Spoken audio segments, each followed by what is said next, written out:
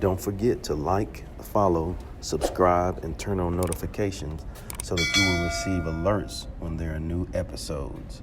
Go get it. That's what I tell 'em. I've been grinding for so long, I wake up and chase my goals. I go out and I go get it. Hot or cold, that's all I know. I don't succeed, then I don't breathe. Success, what does it mean? If I conquer all my goals, then I'm living out my dream. Dig deep, go out and get it. Success Chronicles, compete until it's finished. Success Chronicles, go take care of your business. Success Chronicles, it's deeper than just winning. Success Chronicles.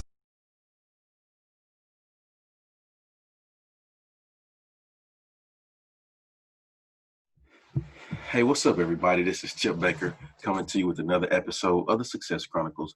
Today we have Coach Heather Macy with us, a great lady that's doing some really neat things to make a positive difference. And I'm so thankful to have her on this episode of the Success Chronicles. So first off, thanks so much for taking the time. So glad to be with you today. Thank you so much for inviting me. I'm looking forward to having a great conversation. All right. Well, talk to us about your life story. You know, we talked a little bit off air about some of that, but if you don't mind sharing your story and tracking your story till now. Hard to believe, but this is going into my 20th year coaching. And I say hard to believe because honestly, if I wouldn't count it up, I wouldn't know because it has been absolutely so rewarding. And a lot of people say that, like if you're following your passion, it's like you've never worked a day in your life. And I'm not saying there hasn't been hard days, but it's really been a great journey in coaching. And I think this is just the start of my journey, to be honest with you. But the quick version is hoops has always been a part of what I've done from a player. And then, you know, when your playing career comes to an end, what happens next? And so I played Greensboro College in North Carolina, and I was a two-sport college athlete. I also played tennis.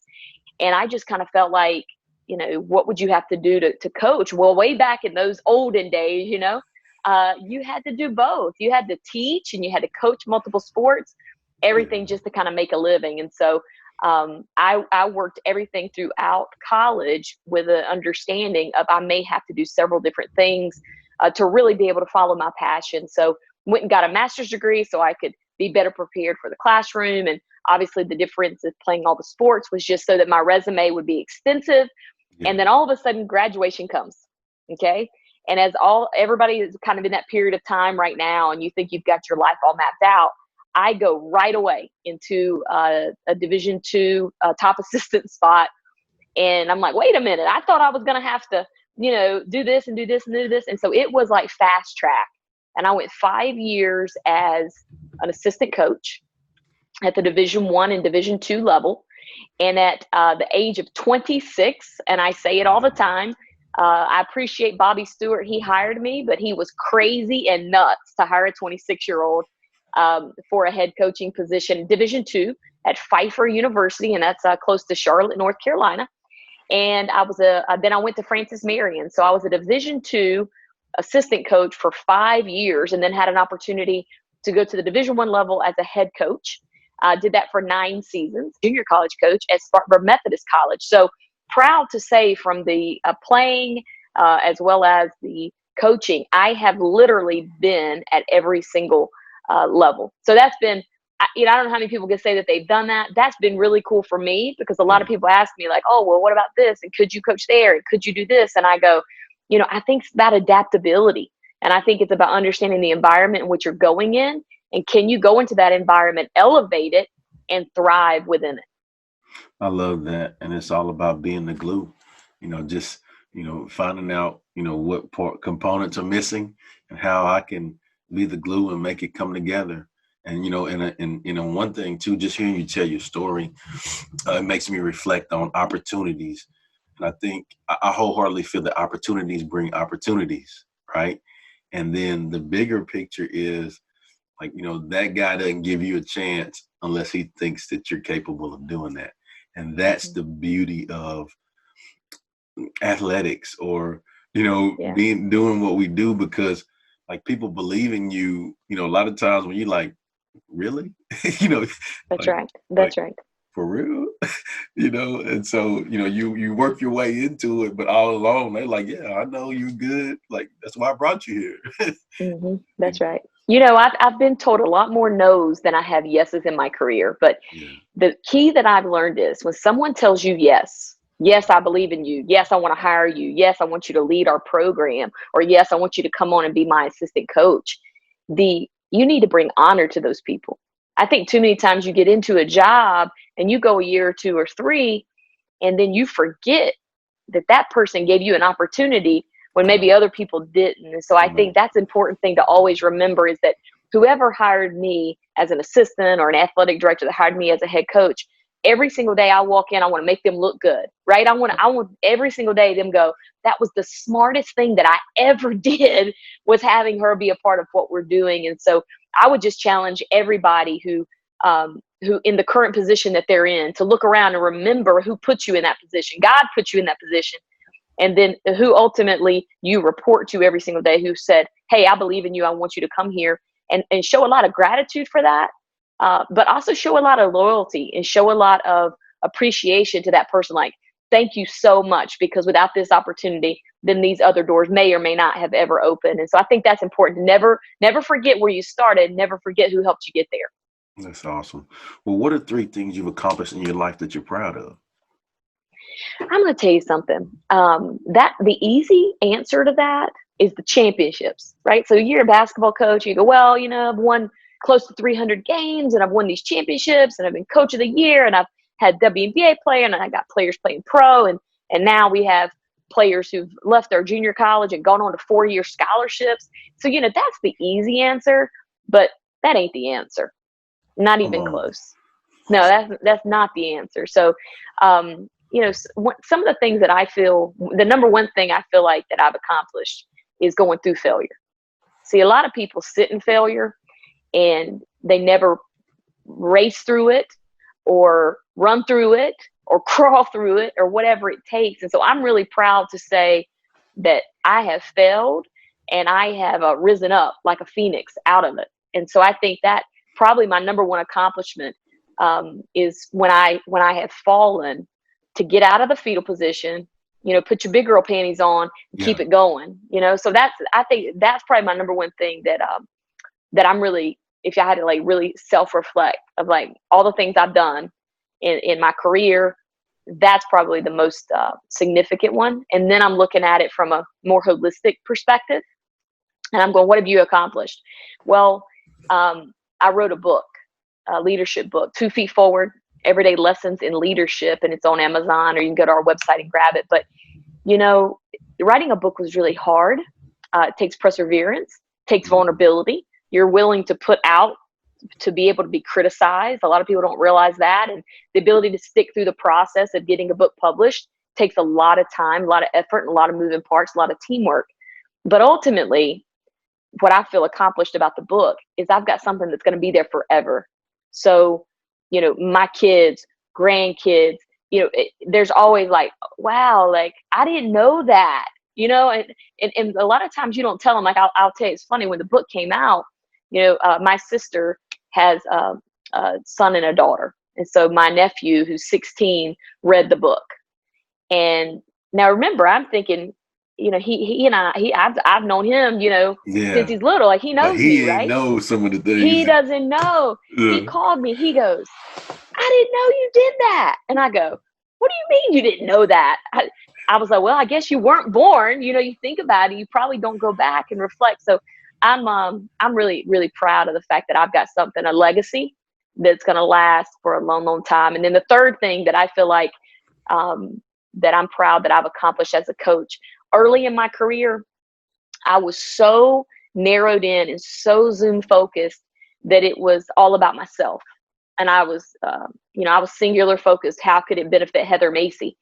And throughout my career, it's broadened my horizons and my perspectives, and be able to go, I took my eyes off myself and helping other people, creating really authentic and deep connected relationships. And I'm proud to say, like, my friendships and the people surrounding me and through my relationships and are as strong now as ever. So that would probably be my third, not in order. Those aren't in order, Right. but proud of those accomplishments for sure. You hit on a couple of things that hit some chords with me because I believe in them. Your first one, going through failure. And man, there's a guy I interviewed a couple weeks ago. He said that failure is the fuel for success. Yeah. And just hearing you say that, and like my first book was titled "Growing Through Your Go Through." Mm. And so, we all, I don't care who you are, where you come from, whatever, like we're all going to fail at some things, and we have to grow through what we're going through and find the blessings in those lessons, because there is some blessings in them if we have the proper perspective, right? There's no question. Yeah. And so, on the other side of that, what's really cool is, not only do you, and that bleeds into your broaden your horizons, not only are you the best version of yourself when you do that, but it allows you to be helpful to so many people, because you can share your experiences and things that you feel, and now they can move more efficiently and effectively. No kidding. That's wonderful. I say it all the time. I don't really want to fool with nobody who hadn't gone through something. What about that? If you ain't gone through it, you got to go the other way with me. I need people who've gone through some stuff. It's got good perspective on it, I love that. Well, let's hit on success. What is your definition of success? And I'm going to tell you, I'm a big definition person. So within our basketball program, like, we define what is discipline. We define what is toughness. And so we actually have a definition of success, and success is keep showing up. Ooh. That's it.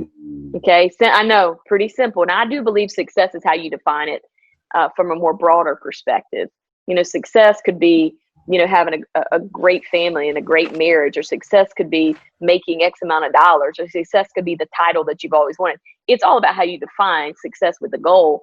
But for me, just to narrow in, what is success? Success is to continue to show up.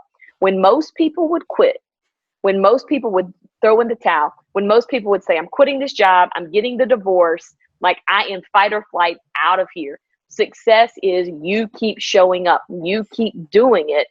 And I promise you, if you have that mindset, and with the players, with coaching profession, with life, show up. And when you show up, you'll be successful. Maybe not in those definitive terms that right now is, I must make this amount of money, or I must have this title. But if you keep showing up, you'll eventually get that title and that salary. Yeah, we're going to talk more about that after the interview. I got some stuff for you on that. All right, cool. Okay, man, love it, Coach. So I was gonna say now to the good part, but it's all been good for me. How about that? But I appreciate it. I'm gonna throw out some words or phrases here, and if you don't mind, just tell me what comes to mind for you, like when you hear those, what you think about. And it could be a word, it could be a phrase, it could be a concept, whatever you think you can share. So the first one is living and learning. Daily. Yeah. That's the first thing that came up to me is, I believe consistency is the truest measure of performing. And so when you're living every single day in alignment, and the lessons that you're able to learn through failure, through success. The problem is when you are failing and you're blaming people, or when you're succeeding and taking all the credit. Coach, I got to pause for a minute right here. Like I normally I try to be respectful and let you finish, but I got to give you some sound effects on that one. Ooh. Listen, keep gassing me up. I'll go on and on and on and on and on. Consistency is the truest measure of performing. Man, so true. Like, I mean, you think about, and that's, and for me, that's what I strive to be in my life every day. Like, I want people to know what they're going to get from me. Yes. Like every time you see Chip, I want him, he's going to be the same dude, and so like, you think about those people that we trust in our life, they're consistent. What you're going to get from them. Let me build on that a little bit. Yeah, so consistency is the truest measure of performance. Anyone can have a good day, a good week. I mean, some people have a good month or a good year. It's that person that continues to show up month after month, year after year, for that 30 years. That's a true performer. So in coaching, that's one of the major complaints that players have, right? Or think about like in corporate America, just go there on it. Like when you go, well, I don't know what I'm getting from that person, or that person's fake hyped, or that person's fake mad, and that now, it's Jekyll and Hyde. I think the consistency of you're showing up every single day and you are being like, if you're going to be the high five guy, be the high five guy. But the high five guy's got to be who you are because you're aligned for that, right? And like I keep telling the girls, I'm like, listen, you'll quit before I do, because I'm gonna keep on till you get that right. I'm gonna be sitting right here at it, and I won't look away. Like that's what I keep telling them. Like, see, the problem is you've had coaches that'll look away, so they tell you to do it a couple times. You're the best player, and all of a sudden you don't have to close out and chop your feet, high hands. No, we're gonna close out. We're gonna chop our feet, high hands, and if you don't do it, I'm not looking away on it. I'm coming right back at it. And so you'll change the behavior before I'm going to stop coaching you, because I think that's consistency. And when you do that, especially with young people, you can build trust quicker and it'll be stronger. Love it. All right. Well, the next, and this kind of goes into my next one, because, when you say build trust, I think that has to deal with relationships. So let's talk about relationships. What comes to mind when you hear that? Well, when you say relationships, there's a likability. There's also a vulnerability, and there trust. For me, I think to build deep, authentic relationships, there can be a no judgment zone. Okay, and that's what I want. I want my friends to call me and tell me some of the dumbest stuff they've done, or some of the craziest stuff they thought about, or some of the most embarrassing moments that they had, because they know when they tell Heather Macy that, I'm not judging them, because I believe we're perfectly imperfect people. So the way that a relationship grows and builds and develops is when that person knows I can tell you whatever and you're not going to judge me. And then if I were to have an input or say something about it, I don't have a dog in the fight relative to my input to you. Well, because I'm gonna steer you this way because it benefits me in some way. So I think as long as I've got my buddies calling me and telling me stuff, I'm like, man, that's wild, and I keep going, ooh, and I go, well, they trust me with that, then I know that relationship is really good. What I don't want is that relationship that's like, hey, what you doing? Not too much. What about you? Oh, okay, good. Your team's good? Yeah, okay, cool. Team's good, great. All right, catch you later. Bye. I don't want any of that. I want relationships that staying power. I had an athletic director tell me one time, I don't want to hire anybody that I wouldn't go have a beer with. Now, your beer could be a cup of coffee or a soda, right? But the point is you want to sit down over a cup of coffee and be able to say, man, that person's helping me grow. That person is building me up and growing me, because ultimately that's what relationships are. And then the understanding of, us right now, either I'm giving you a rock or I'm taking that rock. I have literally in my office this big white jar, and it's filled with rocks. And I actually bought it at Target, but the girls probably think I went and just did it myself. It's homemade, but I that thing was at Target. I was like, I got to buy this, right? So I got this big jar of rocks. And that's my reminder every single day that when I'm busy sending emails and I'm busy doing whatever we get busy doing, and a kid comes in just to say what's up, and I don't have time for him, that I basically took a rock out of that jar. It just kills this relationship. And so it's my reminder to slow down and let it be about the conversations, and then sit down and really, really listen. And then I have to decide when that person leaves my office, did a jar get taken in or a jar get put out? Because I want to keep filling up those jars in my relationships and the people around my life. Man, great stuff. Well, and it's funny how like what you're saying, it builds upon the things that I'm going. So the next thing is legacy. I'm just throwing lobs to you. Yeah, hey, I'm two-handing them boys. Let's go. Let's go. Hey, I might even get some sound effects like, ah. I love it. Let's do it. Okay, here we go. So the last one is legacy. What comes to mind when you hear that? Okay, so the first thing that came to my mind said legacy is forever.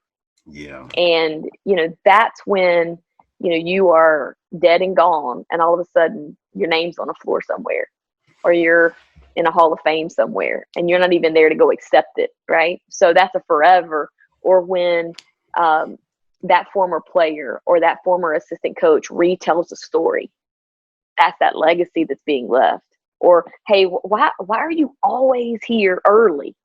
Well, my coach back, that's just the discipline that I have from this. Or, why do you make the choices that I learned this, while I was in school. We, as coaches, we always come back and go. 5 years later, they call us and all this kind of stuff. Well, 5 years isn't quite enough for me. I want them to call me 35 years, and then that's when I think the legacy and why we coach really starts to reveal itself. That's awesome. Well, before we get off, if you don't mind sharing where the people can go check you out and show you some love.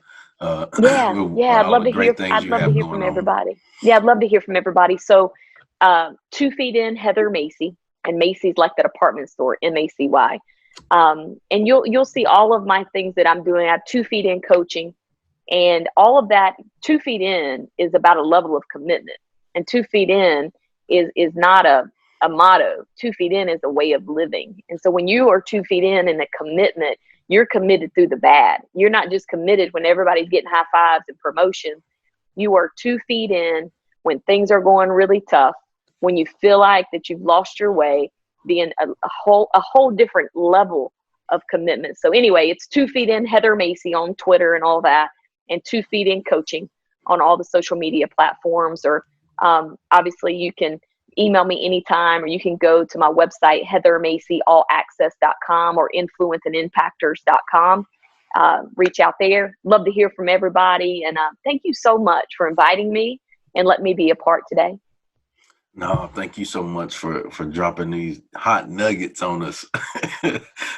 Listen, pick up the book. In the book, pick up the book. We've got some Macyologies where I define all these terms. One of my former players made that up. She says I talk funny when I'm on the court. And so she literally, there's no word of lie, made a dictionary, and it's called Macyology.